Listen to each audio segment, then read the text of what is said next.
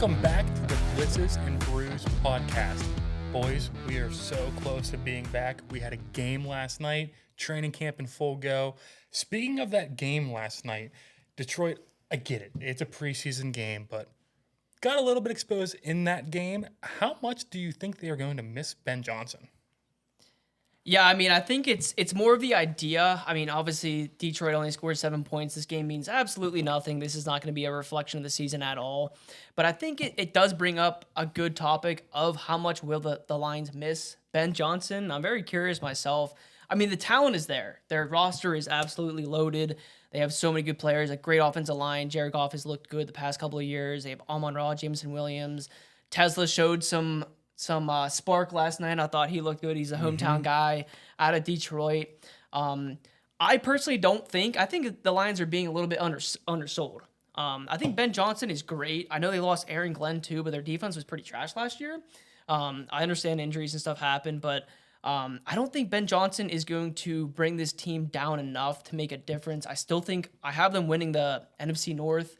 I think they're still going to be a really good team. I think the talent is there, and I think that the guys rally around Ben Campbell, who is, not Ben Campbell, Brian Campbell. Dan Campbell, who is the main source of them having all their success. So I don't think it's going to be a big factor necessarily. They're going to miss him a little bit, but I don't see it being enough for them to really kind of sink into the bottom of that division. Yeah, I mean, at the end of the day, it is still the same team. We didn't see them play last night, but at the end of the day, it is still those same players. So nothing overall has changed. And I mean, we're not going to see the trick plays that we had with Ben Johnson on that team anymore. And I do think they're going to go downhill without him, like a little bit downhill. There's going to be a drop off. Not sure exactly how that's going to affect the team overall heading into this year. Like, it's going to be a decline on offense. They picked up, some good pieces, but yeah, it's just, I don't know. It's tough to say. I mean, the preseason game doesn't really matter at the end of the day. And I know we're going to get into that, but like, people are freaking out over nothing right now, thinking that the Lions are going to just suck without Ben Johnson. And I don't think that's going to be the case that much, but Yeah, and to kind of pause the podcast here, one thing I'm realizing, and the staple of this podcast is, of course, Blitz is talking about football, but also Brews. One thing we did miss to start, and we apologize for not doing this here. Grab our beers. I know you guys were all waiting for this sound. There we go. oh, that's the stuff. Okay, so we can Now the podcast can start. We'll pick up back into Ben Johnson, though. I mean, yeah, I of course agree with you guys in terms of, yes, this was a preseason game. Let's not put too much stock into that, of course. But I guess my question then on the Ben Johnson topic would be, how about Chicago? How much does he mean for that team? I mean, we saw the success that he had as Detroit's offensive coordinator and what he was able to do with Jared Goff. And he has, I mean, let's be honest here, Jared Goff is a very good quarterback. Tools-wise and gifted. Caleb Williams, I mean, I think that's a completely different level. I'm very excited and very curious to see what he can do with that offense. I'm curious to see what you guys think about that too. Yeah, I mean, we had the video just a couple years ago. Right? Think back. The Lions, atrocious forever. So bad. And you got the video of Jared Goff's wife, like, freaking out, excited. I'm mentioning that because I just watched Quarterback and I saw that. But, like, she was super excited for their first one of the season. And that was late into the season. And Amon-Ra was on that team. I think. Yeah, that was his rookie year. He got that touchdown. But like just that long ago, and then Ben Johnson comes into the picture, things start to turn around big time. I mean, Campbell, of course, helped as well. But that offense was the most exciting to watch last year, past couple of years. It's just like you have to benefit so much of that to Ben Johnson and what he was able to do for them. And now that piece is gone. He's on the Bears. You have to think that with all the pieces that they have there on offense, things are going to go uphill. But it is still the Bears. It is. We can't and forget it's still about a that. very, very strong division. I mean, you have 4 really good teams. If you're including the Bears as a good team, which I think they're going to be a good team this year, I think Ben Johnson brings another dimension, not necessarily just play calling. I mean, we've already seen a couple clips of them running some ridiculous plays in camp, and he's going to bring that. We saw that all the time. Who was a Penei Sewell, who was catching like 5-yard outs and stuff like that off of the right tackle position. He's going to bring a lot to the offense. I think they're going to be exciting to watch, and I think they're going to be successful. But I just feel like he is cemented as a good coordinator, and I think he's going to be a good coach. And I just think based off of the history that the Bears have had, I think the Bears have tried to get Ben Johnson in the past. And, I think last year or 2 years ago, he went back to Detroit, but they wanted to get him as their head coach, and they kind of were stuck with a crappy coaching staff. And I think it just changes the entire mentality of the team, and he changes the entire, mindset of what they're going to be doing. I mean, we saw Luther Burden, I think he lined up in a wrong position.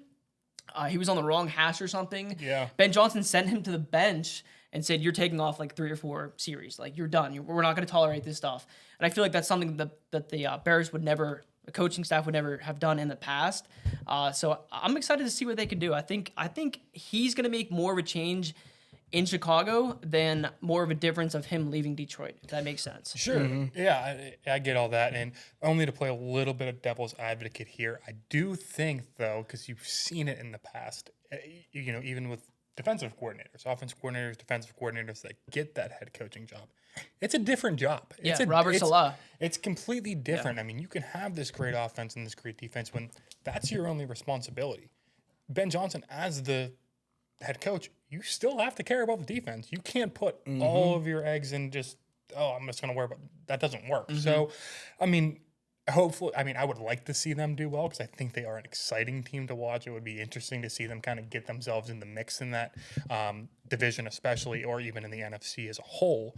But yeah, I mean, I guess we'll see what's going to happen there. Yeah, I have something to go along with that too, and this is bringing this up because this is very recent. Last year, there was a coach who was said to be the quarterback whisperer, and his name is Dave Canales. Carolina. He revived Geno Smith's career. And He Baker. revived Baker Mayfield's career. He went to the Panthers, and Bryce Young got benched. Okay? Like, these coaches going to other teams, like you said, it doesn't make the biggest difference. Like, it's going to bring the Bears up from Eberflus. He was garbage. Yeah. But we'll see. Hey, I said, it is still the Bears. I mean, I don't know how much you could change by one coach. To fight against that, I mean, he did bench Bryce Young, but Bryce came back and played some of the best football he's played in the NFL after that. So, I mean, maybe that was the right decision. How many wins did they have? Well, if you're talking about quarterback development, it's not the whole team. So, I mean, Well, he is the coach. I think Bryce played well towards the end of the season, and quarterback guru. I think that he did his job, even though he had to bench him. Wasn't ideal, but Yeah. I just thought that was interesting. Well, Yeah. I mean, to get back to the Bears, I mean, and to kind of end on the Bears, I mean, yes, Ben Johnson, it needs to do his part and all that stuff, yes, but the biggest person they need to be worrying about is Caleb Williams and his development and what he can do to make the next step forwards. He's still young, so, I mean, I do expect him to make those proper steps. But to kind of continue on the quarterback thing here and talk about a quarterback who I'm intrigued about to see what's going to happen this year and a prove it year especially is Trevor Lawrence. He is one that they've put all of the pieces around him, I think. They've given him everything that he needs to succeed. I think it is this year for him. Dude, you got to do it. You got to make something happen. Yeah, I mean, Absolutely. if you think about these generational talents at quarterback that they talk about, Andrew Luck, Trevor Lawrence, and then more recently, not sure if it was maybe misplaced, but Caleb Williams. Yeah, absolutely. Yeah. Like, those three coming out of college were said to be this generational talent. And T-Law, so far, whatever you want to chalk it up to with how he's played, he hasn't played up to standard with where you would expect. Just coming out of college, even dating back to high school, how many losses did he have? Dating back all the way to high school. I mean, probably like 3 total. Yeah. The Right. entire span. Yeah, I mean, Some T-Law crazy number. is in a conversation, at least in my opinion. No, I don't want to use the word bust. He's not a full-blown bust. No, he but, just signed for 50 mil a year. But or if you something. look at the expectations that were put on Trevor Lawrence, that he Yeah. was going to be an elite quarterback in this league, Yeah. I think there is some resemblance of bust. What have you done? You do have one playoff win Right. against a Chargers team who have. They were down by what, 27? They were down by points? 27. I mean, that was pretty crazy. Trevor Lawrence played probably the worst half of football. And then the best half of football. That's but- why I agree with you, Declan. I think this is, if nothing else, it's a total prove-it year. I mean, you had Urban Meyer, his rookie year. There's so many years that you can just throw out because of the coaching staff. But eventually, I mean, he can't have an entire career of excuses. Right? I mean, he has to, I mean, this year is the year. He has a good coaching staff. Liam Cohen has proven that he can run a good offense. He has probably Travis Hunter playing at least 60% of the snaps. We don't really know what the breakdown is going to be of his snap percentage, but, BTJ is one of the, flourishing young receivers in the league. He is a good, offensive-minded head coach. This is the year that he has to just buckle down and prove that he can actually do it, because we all know what his potential could be if he plays to the best of his ability. Yeah, and with BTJ, I mean, he's helping out Travis Hunter too on offense. They got him there. They drafted him very high. Gave up a lot. Lot to get him. They wanted him. They think that he can elevate that offense as well and defense. Okay. But, BTJ helping out Travis Hunter theoretically should be a pretty good offense and should be good weapons to help out T-Law. Yeah. I mean, they're practicing right now. They're getting in there, getting the reps in, trying to get that, chemistry between all three of them. So, yeah. We're going to see. That is such an interesting team to follow, I think, in my mind. I mean, you have one of the most intriguing NFL players maybe ever with Travis Hunter, and how are they going to hash him out? He's going to play. He still comes out and says that he thinks he can play 100% of both offense and defensive snaps. Wild. But I've also heard from everybody around him that after seeing him work out and seeing him play, I actually think he can do that. How are they going to hash that out? Because the Jaguars are the type of team, I know they traded up to get him with the second pick, but they still had a top 10 pick, I think. But they have 9 or something they traded up from, 7. I mean, they have problems kind of everywhere. I think their offense is probably more established. They have a few good running backs that they can kind of circle in. They have 2 good receivers now. Their defense, I think, is pretty trash all around. They still have a lot of holes in a lot of places, but I think at the very least, they're a team that is just I don't know. I don't want to see they're like the Bengals from the year they drafted Jamar and went to the Super Bowl after going, having the top 5 pick in the draft and just being absolute nothing burger and kind of turning all around in 1 year. But I think they kind of have the potential to probably win that division. The division's so weak. The Texans are really their only opponent. The Colts and the Titans are pretty trash. So I think they have a chance to make some noise in the AFC South, and I think they can legitimately maybe win that division. Yeah, I mean, if T-Law gets a haircut, they certainly have a chance. Well, to stick on the topic of what you said, Brendan, about interesting teams, another interesting team that I'm excited to watch, and I think, listen, I'm not going to say make a lot of noise as far as make a deep playoff push or any playoff push. I am very curious to see the Giants this year. Oh, yeah. The Giants, I mean, elite pass rush. Dexter Lawrence, Kayvon Thibodeau, Abdul Carter. He's a maniac. Their secondary and stuff that I'm not overly familiar with, so I can't speak too much on that. But you have Malik Neighbors, who is maybe the most premier, flourishing young receiver. Russ, we know Russ well. Not great. Upgrade. Yeah. For Malik Neighbors, though, of what he had to deal with last year. Training camp videos, looks like he's getting the ball to Malik Neighbors very well. I don't know. I'm not saying that they're gonna be good. I don't think that they're gonna be good. I think, though, that they will have the potential to test good teams, though, at least. Yeah. You can't go into that game with the Giants and be, it's the Giants. We're gonna. You can't take them lightly. You can't take them lightly because they will get after you, at least with the pass rush and stuff like that. They're gonna give you that trouble. And I mean, one of the most important things too is I think they have a great head coach in Brian Daboll. I know that he's kind of one of those guys where you say he had success as the OC in Buffalo. He wasn't all that great, but I do still think that with the right and by the way, I love what they're doing with Jackson Dart. They came out immediately and said that Russ is our starter. We're gonna develop Jackson Dart for probably next year. Maybe we'll see Jackson Dart later in the season. And he has Jameis there to teach him how to throw interceptions. True, so that helps true. too. Yeah, if you want the 40 for 40 season, just talk to. Yeah. So no, but I mean, I'm a big fan of Daboll. I still believe in him. I know he's been dealt a pretty bad hand. A lot of people kind of crap on him, but I think with the right weapons in place, I think they can be definitely a sneaky team to watch. Yeah, no, they suck. I was The gonna say, Giants are Tim- absolutely atrocious. You guys probably have more optimism than Giants fans. There's a lot of bad changed? teams. There's a lot of What bad. changed on the there's Giants? a lot of bad teams in the NFL. They have 2 or 3 wins last year. Don't matter. That's certainly Rusty. matters. Listen. Rusty. Yeah, we saw what he did for Abdul the Carter. Steelers. We saw Again, what Rusty. Russ did I'm for the not Steelers. sitting here saying that the Giants are going to be a good team. I'm not saying I don't that. think they have a chance. I think And that's I'm calling my shot. Sneaky. I don't think they're winning a game this year. Okay, Oh, okay. yeah, They're not. Yeah, they're write not that winning down. a single game Yep. in Yeah, 2025. I just think that they are a team. I mean, their division is loaded too, so they're not going to go anywhere. But I agree with you, Declan. I think they're going to surprise some people with a couple games, a couple good teams are going to walk into them and go, "We're going to destroy them in New York." No, I think you have to play them like they're a legitimate team. And in previous years, you didn't have to do that. I mean, Daniel Jones is ass. We've seen it firsthand. I mean, So is Russ. not in the playoffs, but Yeah. I mean, how much does a good pass rush impact your team? A lot. I think Abdul Carter is making a lot of noise at training camp. And I know it's training camp and all, but like you can just see what this guy does.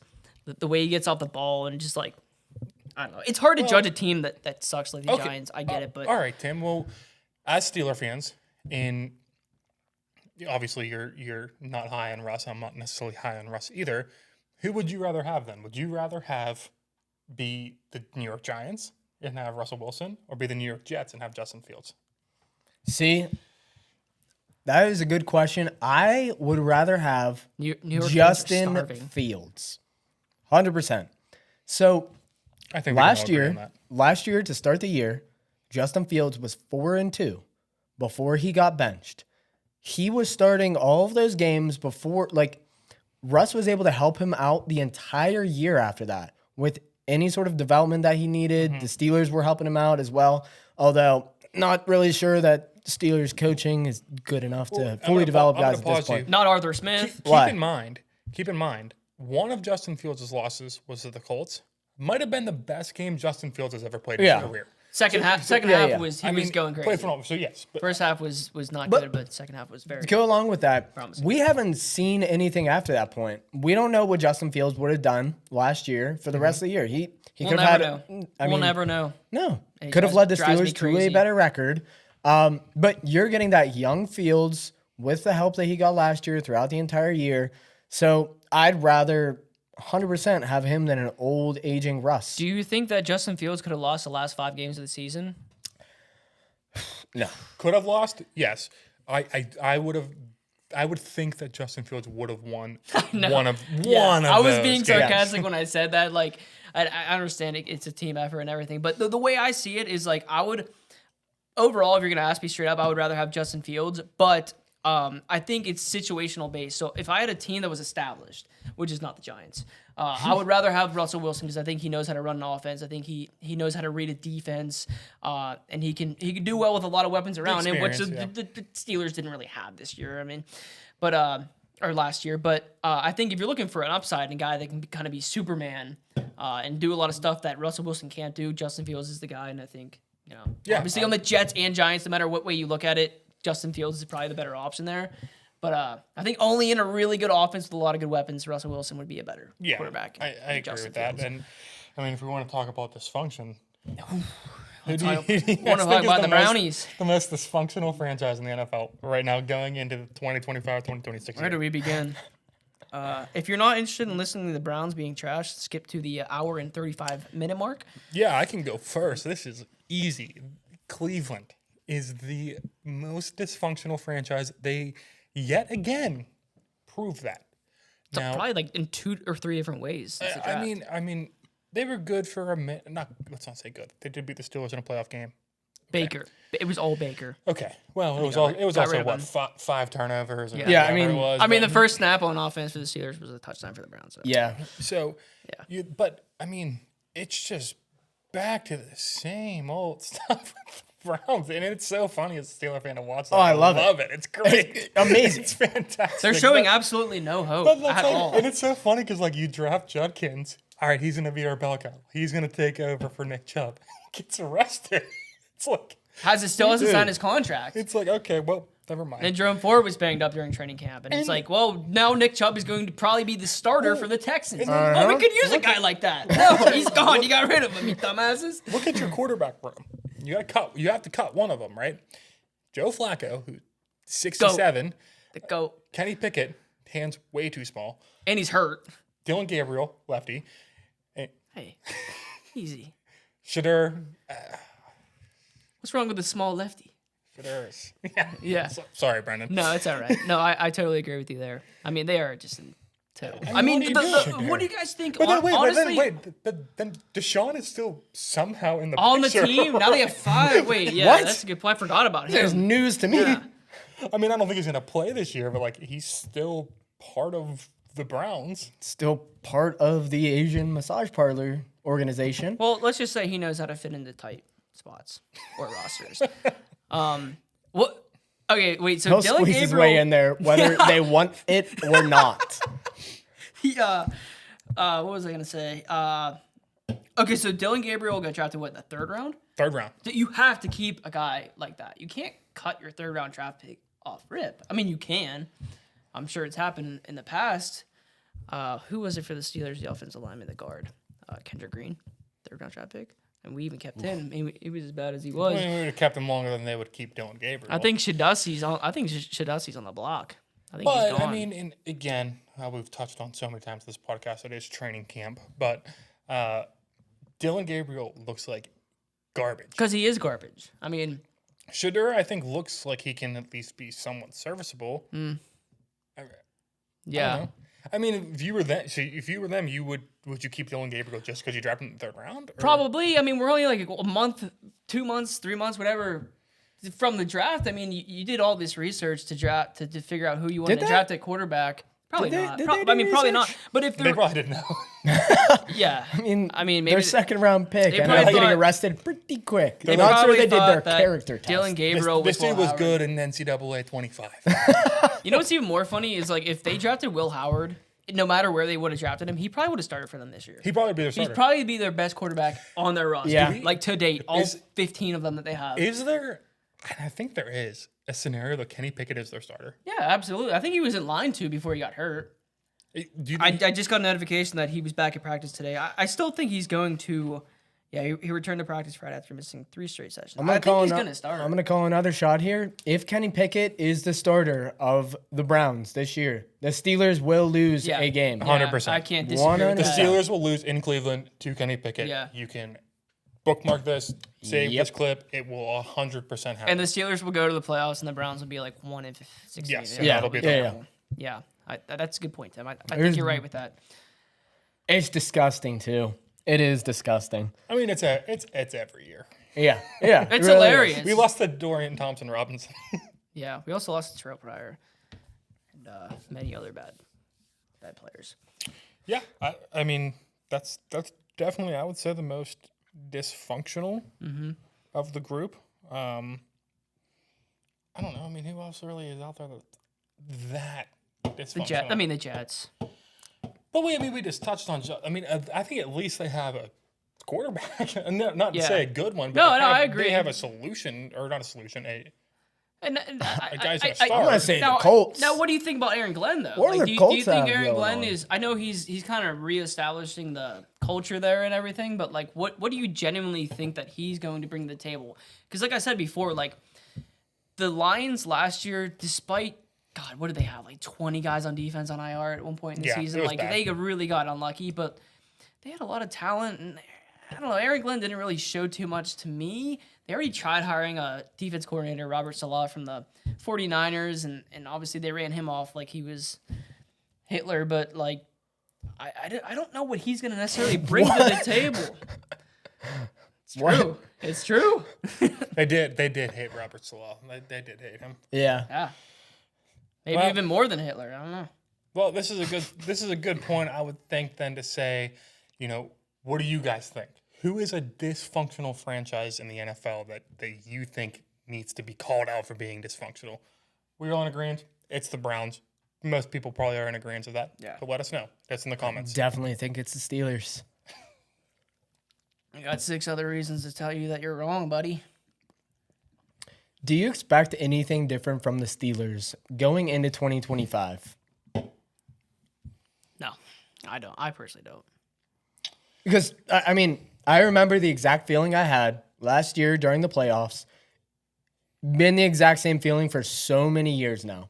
So many years. And, oh my God, you guys, you should be like so happy that you're even making the playoffs. No, this is a winning organization. We value our success based off of Super Bowl victories. We have 6. We've had 6 for so long. What's the one thing that has remained over all of this time that hasn't changed? We've had quarterbacks go in and out for the past couple of years now. We've had different players coming in and out. If TJ Watt isn't healthy, we lose instantly. The one thing that hasn't changed is our coaching. Our coaching is atrocious. I know there's a lot of buzz around the Steelers with Aaron Rodgers, but I don't know. I have very low hopes going into this year for the Steelers. Listen, I feel like they're just as dysfunctional as any other team, and they play too scared to do anything. I don't know about that. Well, there's some bad. You don't think they play scared? I don't think they're as dysfunctional as the Browns or the Jets. I mean, I think Terrell Austin needs to not have a job ever not again. as bad, but yeah. But I agree with you to the point that the coaching has been terrible. And Tomlin and Terrell Austin and Arthur Smith, they all probably need to go. The only coach I like on the team is special teams coach, but yeah, he can stay. He's cool, but yeah. I like whenever you choose Gum. yeah, he chews it hard. Well, I don't know. I mean, yeah, Tim, there's a lot you said that is 100% accurate and true, and I agree with full-heartedly. But at the bare minimum, if we're talking about this year, it's going to be interesting. Got a lot of new faces on that team. So at least they did some stuff in terms of roster to make it different. Not just a quarterback, because exactly what you said. Yes, we've had some different quarterbacks over the years, but bringing in Aaron Rodgers, of course, is huge. Yeah. DK, Jalen Ramsey, Jonnu Smith. I mean, they're bringing in Bobby guys. Trees, Robert Woods. Yeah, that dude is. Yeah, just wait. Y'all just wait. They went out and got Jonnu Smith after he had by far the best year of his career. I like that. I did like that trade. Yeah, but you're getting somebody after Right. a high. Yeah. I don't think he's going to do anything this year. But, I mean, was that. Nothing really. Was that I think he trade. should be a tight end 1. I think he's better than Freiermuth. See, I do agree with that. Why would they give Moose They're- all of that dude, money and then go out and get That's Smith? That's a good point. No, They- because you're gonna They're running 0-4 personnel with 4 tight ends, no receivers out I feel there. like they might use Smith more if they went out and got him. They after said they're going to signing use him as like a Moose. fullback and stuff too. No, like- I think they're going to use him more as a receiver. Well, they said, I mean, they came out and said that we're going to use him as a fullback tight end, and he said, I think they said in the slot, because I think he played it in the slot a decent bit in Miami last year. He's going to play everywhere. Like, he's just going to be like a jack of all trades on offense, and he's hopefully, I mean, he's a unit. He had a great year last year. I like the acquisition. I mean, there are probably 15 other guys that I'd rather have catching the ball for us, but like, I mean, for what we have right now, I mean, that's something we can be a little excited for. Yeah, whenever Roman Wilson is like taking first team reps, that's how you know you got to go out and get somebody different. He is God. atrocious. Dude, I'm hearing mixed reviews about him, but the ones that I actually trust and have been right in the past have said that he has done nothing to impress anybody at camp. That's I not think they're surprising. trying to move him to the outside instead of the slot, which is not his true position. I mean, if you want to start him as a slot receiver, all right. Like, that's probably where you drafted him for. Yeah. Even though we have Calvin Austin, who's probably a much better slot receiver than he is. and much faster than Now Xavier you're gonna move Worthy. him outside, and he's 5'8", 5'9". Who's he gonna beat on the outside? He's not a speedster. Yeah. He's not physical. He's not big. I don't know. It's kind of ridiculous. So I don't know. So, are you guys extremely excited and do you think the Steelers can win a Super Bowl in 2025? No, absolutely I not. don't. I think the Absolutely Steelers could not. win a playoff game. Okay, Walk me through how they do that. Like, so just do they do it by getting a high-ish seed, winning the division, and getting like a like inferior opponent? Because it would have to come from like you'd have to play like the Texans or if the Jaguars sneak in. But you'd have to win the division to do that. We're gonna play the Bills or the Chiefs or maybe the Ravens in the first round, and we're gonna get smoked. But to argue that, I mean, we were only a game or so, not necessarily in our record, but some other teams' records, to playing Houston last year. Yeah, that's true. Again, Houston won their playoff game. Maybe like the 5 versus the 6 or something. Yeah, I mean, it's not just you. I mean, some other things could happen with those teams too that could give you that. And I'm not banking on that happening because I do think. I mean, no, I think it'll be 10-7. And we're also all assuming. I mean, we're all making these judgments and these assumptions that everybody's going to stay healthy. We don't know what's going to happen during the NFL season. We know that injuries are a huge part into what happens and the results of everything. If Josh Allen and Mahomes both get hurt, okay, the Steelers might have a chance to win. No, win the Super Bowl. Right. Like, I mean, I don't know about that, but I mean, you just never know what's going to happen. But on paper, just looking at the season, I see a first-round exit, unfortunately. I don't care if Rodgers has won 10 Super Bowls. More than likely. He's 41 years old. I'm not going on the record saying we're winning a playoff game this year. Yeah. I think they are in it. I disagree with this. It's on record. It's on record. It's on record. You guys it's recorded. It's Jack, clip that. Actually. Jack, clip that. But Chat. It does appear that they are building a team. They might think for a Super Bowl. Yeah. I kind of think it's for let's just win that one playoff game. I kind of do too. So then everybody can get off our backs about let's get an experienced quarterback who can just win one and then we can. You know, I could see them winning. That is such I could possibly see them winning a playoff game too because our schedule this year too is much easier than last year. We should win 10 like games last minimum. year. That stretch of games at the end of the year, right before playoffs, was a gauntlet. We had the Chiefs on Christmas, then we had back-to-back Eagles and Baltimore on the road. Yep. I think we played Baltimore 2 times in that Baltimore span. 2 times. They always and the Bengals. That Ravens. We always played the Ravens twice the last 5 weeks of the season. Yeah. It's so ridiculous. Well, we didn't play. We didn't play a single division opponent until the second half of the year. Right. Yeah. It's that was so unfair. The Browns, yes, they suck. They're dysfunctional. They always give us trouble. They're always going to. Any team in your division gives you trouble. Because the first thing that teams do is they try to win their division. That's your one way of making the playoffs. So everyone in your division is going to try to stop you. We're going to try to stop the Ravens, Browns, and the Bengals. Right. And they're going to do the same thing for us. So, like, it's always going to be a competitive game in the division. No divisional game, no matter how bad a team is going to be free. Right. Yeah. And that's why we always split with the Ravens. We always split with the Browns. No matter how bad or how good each team is, like, it's always going to be competitive. Always. Probably a low-scoring game unless it's the Bengals. Then it's going to be, like, 47-40 somehow. But, like, yeah, I mean, it doesn't matter. The AFC North is tough football, and it's going to be a battle. No one thing I definitely don't attribute one of those losses to the Browns to is Myles Garrett. He does not make any impact in any of those games that we ever play against the Browns. I just want to make that known. Dude, we will lose a game, but he will make no impact unless he's won't. taking off somebody's helmet and trying to kill them with it. Yeah. For false accusations. Right. I mean, you like the clips that you see of him getting all these stats is like he'll like block a punt and return it for a touchdown against the Titans when they're down 14 points, like with 2 minutes left or like 30 seconds left in the game. Like all his stats, I feel like that he acquires mean nothing, and TJ still has better stats in almost every single statistic. Just to right before we end this, can we get predictions? I know there's a lot of training camp talk that we did throughout this video, but I also do want to hit on the Steelers one last time. What do you predict the Steelers' record will be for this year? Based off the schedule, I know we've all looked at the schedule. I went through it today. Everything. I went through it today. Yeah. 11-6. I think they'll be 11-6. I actually think they have a pretty generous schedule. So that's with like splitting the Browns. I think I had them splitting the Bengals, Browns, and Ravens all. That's 3 of their 6 losses, and I think the Bills. I can't remember off the top of my head, but they're going to lose to the Bills. In Detroit, they're going to lose, and there's another one I forgot about. But like all the other games are almost like not automatic. There's no automatic win in the NFL, but like on paper, man, if you're going to make a prediction, they should beat those other 11 teams. Mm-hmm. Yeah, my prediction would be 10-7. Yeah, that's fair. I think it is going to be very similar to what we have seen.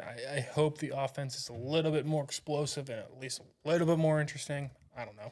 But that's where I'm at with it. Yeah, I mean, I can see. There's some teams in here I can see us losing too. Yeah, I did go through that list and I came to a similar conclusion to Vikings, you. Packers, like, And I nobody's losing to the threw Colts. 2 of those automatic wins that we should have. We'll probably end up losing that somehow. Do you So have 9 and 8? I have them 9-8. 9 and 8. I mean, like, I had them beat the Packers, beating the Vikings. They could lose both those games. So are those the 2 that you had them losing to? Because I could see that as well. I could see it being 9. Didn't even matter which team. I just know that 2 of those games that we should win. Yeah, we'll we're find a way to pounding the lose. Dolphins late mid-December. Forget it. Yep. In I Pittsburgh. don't like in LA either in November. I had them losing that game. That was the Dolphins sixth in loss I Pittsburgh had. in December, that is That's a win. automatic win. Unless But Tua's they hurt. they could lose the last 3 Yeah. games of the season. I think they're pretty top heavy, like better- they were last year. Like they're gonna. We better pray Tua plays in that game. I know. I know. Who's their backup? Probably Skylar? better than no. We have Skylar now. Do we? Quinn Ewers. Oh, Quinn Ewers. That's Oh, right. yeah, Yeah. yeah, Yeah, we don't want to play him. We'll play Tua in the cold. But yeah, I mean, Yeah. we got a lot of football to talk about. here Anyways, and a lot of- yeah. I mean, lots to look forward to now. Love that we're finally getting back into football talks. We got things going on. We got moving pieces. Much more to come. But yeah, thank you everybody for watching. Please like Good to and be back. subscribe. Good to be back.